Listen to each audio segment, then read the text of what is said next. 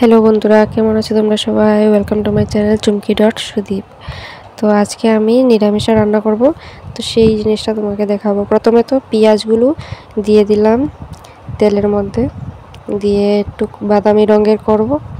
তারপরে সবজি ছাড়লাম, সবজিটিও একটু একটু এই সবজিটি ভাজা হলে তারপর টমেটো দেবো। হ্যাঁ, দেখতে থাকো তোমরা কি করি।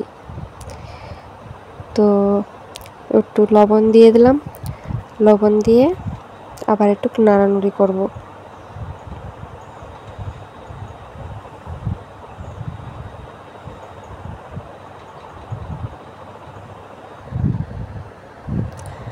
তারপরে যেটা হলো দিয়ে দিব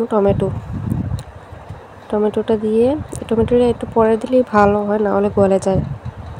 জিরা দিয়ে দিলাম, একটু হলুদ, মরিচ,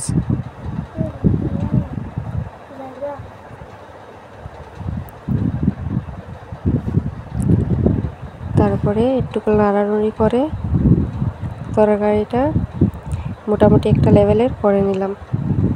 তারপরে ঝোল দিয়ে দিলাম। তো কেমন লাগলো তোমাদের আমার এই মিনি ব্লগ?